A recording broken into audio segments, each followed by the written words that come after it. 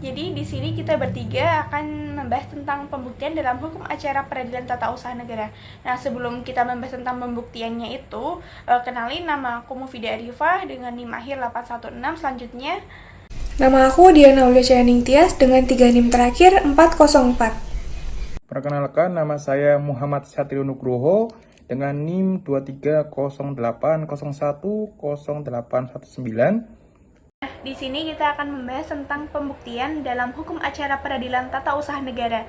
Nah, pembuktian di sini tuh apa sih? Jadi pembuktian di sini tuh proses tahap persidangan, ya tujuannya itu untuk menentukan kebenaran atas dalil-dalil atau fakta-fakta yang dikemukakan oleh penggugat maupun tergugat. Nah, tujuannya itu agar hakim bisa membuat suatu putusan yang final dan adil berdasarkan keyakinan atas alat bukti yang sah. Dan juga untuk memberikan kesepakatan dari para pihak untuk meyakinkan hakim atas dalil yang mereka ajukan. Dasar hukumnya di sini ada di Undang-Undang Nomor 5 Tahun 1986 Peradilan Tata Usaha Negara. Itu ada di pasal 100. Pasal ini tuh menjelaskan tentang hakim tuh menentukan apa yang harus dibuktikan, beban pembuktiannya sama alat buktinya yang dapat diterima. Terus pasal 101. Pasal ini tuh setiap pihak itu wajib untuk membuktikan dalil-dalil yang dijadikan dasar tuntutan atau bantahan. Terus pasal 102. Pasal ini tuh isinya tentang jenis alat bukti dalam peradilan tata usaha negara. Itu dalam pembuktiannya tuh yang pertama ada surat atau tulisan. Terus keterangan saksi, keterangan ahli, pengakuan dari para pihak sama pengetahuan dari hakim. Terus pasal 103, pasal ini tuh menilai hakim tuh mempunyai kekuatan pembuktian dari setiap alat bukti menurut keyakinan berdasarkan kejujuran dan keadilan. Terus pasal 104, pasal ini tuh tentang pengakuan yang diberikan di persidangan oleh salah satu pihak itu bisa untuk dijadikan alat bukti yang mengikat. Terus pasal 105, pasal ini tuh hakim dapat meminta keterangan tambahan dari pejabat atau instansi terkait apabila diperlukan untuk memperjelas suatu pokok perkara tersebut.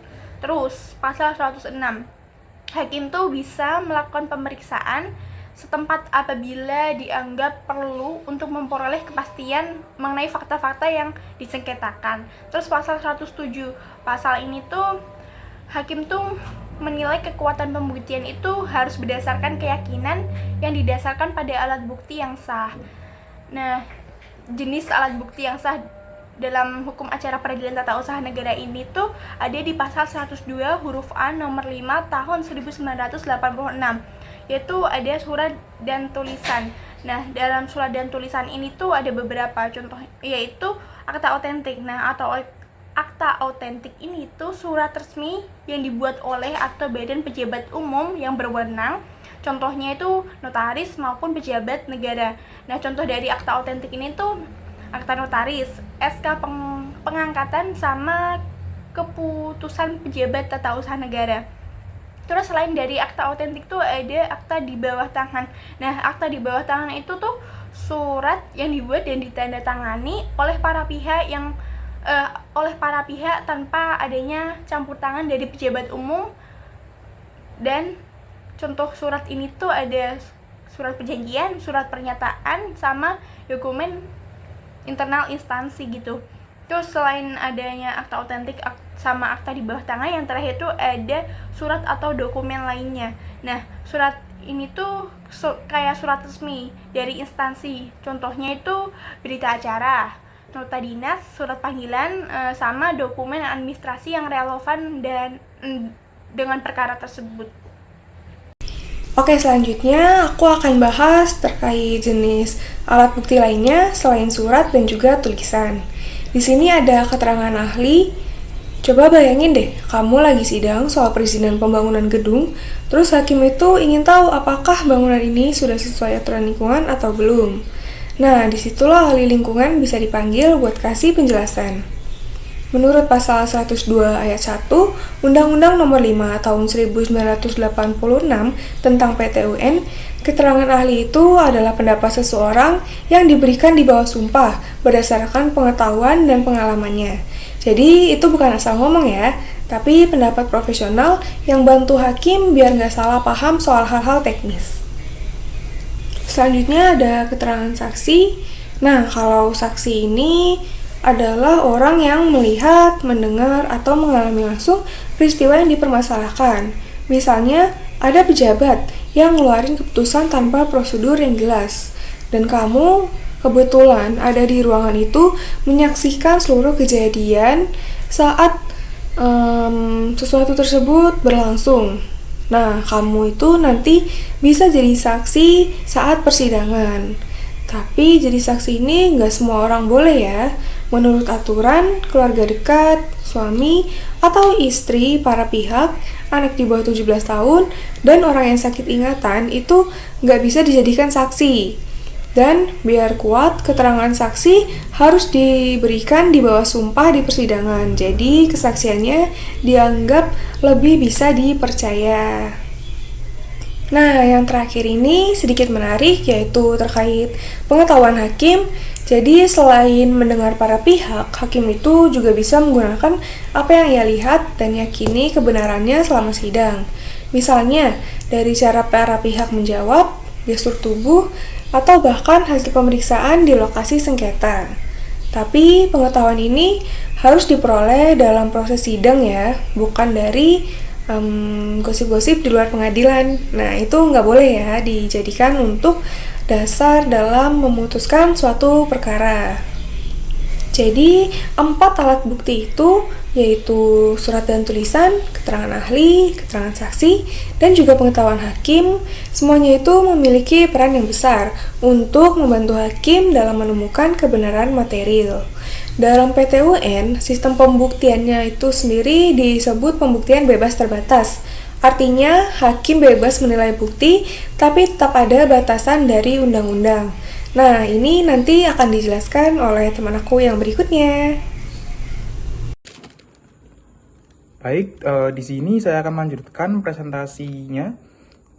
Di sini saya akan menjelaskan teori pembuktian. Nah, di sini itu ada 3 teori mengenai pembuktian. Yang pertama itu ada teori pembuktian terikat. Yang kedua ada teori pembuktian bebas. Yang ketiga adalah teori pembuktian gabungan, yaitu gabungan antara bebas dan terikat. Saya ingin menjelaskan yang pertama terlebih dahulu. Yang pertama adalah teori pembuktian bebas. Di dalam teori pembuktian bebas ini menghendaki adanya ketentuan-ketentuan yang mengikat hakim, sehingga penilaian pembuktian seberapa dapat diserahkan sepenuhnya terhadap hakim. Nah, dalam hal ini hakim dapat bersikap subjektif untuk menggali atau fakta-fakta yang ada dalam persidangan. Nah, yang kedua ada teori pembuktian terikat. Nah, dalam teori ini hakim terikat dengan alat pembuktian yang diajukan oleh pihak yang berperkara. Jadi harus memberikan putusan selaras dengan alat-alat bukti yang diajukan di persidangan.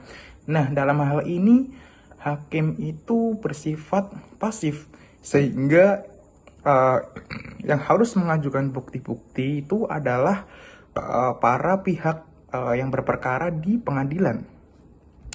Kemudian yang ketiga ada teori pembuktian gabungan.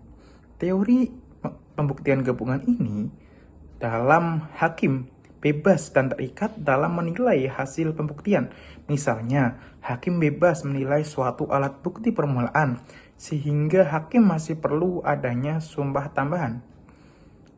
Nah, dari penjelasan tersebut dapat diketahui bahwasanya ajaran pembuktian dalam peradilan tata usaha negara adalah ajaran pembuktian bebas. Dalam hal ini dikarenakan untuk memperoleh kebenaran material dan bukan kebenaran formil. Mungkin itu saja yang dapat saya sampaikan mengenai teori pembuktian. Dan saya akan membacakan kesimpulan pada presentasi kita hari ini. Kesimpulan presentasi kita hari ini adalah pelaksanaan sistem pembuktian oleh hakim peradilan tata usaha negara, yaitu alat bukti yang digunakan dalam peradilan tata usaha negara, yaitu surat atau tulisan, ada keterangan ahli, keterangan saksi, pengakuan para pihak yang berselisih, dan pengetahuan hakim. Sistem pembuktian yang dilakukan oleh hakim dalam sistem peradilan tata usaha negara kita, dalam hal ini Indonesia, yaitu pembuktian bebas terbatas, dominus litis. Nah, jadi hakim hanya mencari tahu bukti yang disampaikan oleh para pihak yang berselisih di peradilan tata usaha negara. Jadi para pihaklah yang harus aktif untuk mencari bukti-bukti, berbeda dengan sistem hukum pidana yang ada di Indonesia seperti itu. Nah, mungkin cukup itu aja ya penjelasan dari kita tentang pembuktian dalam hukum acara peradilan tata usaha negara. Terima kasih.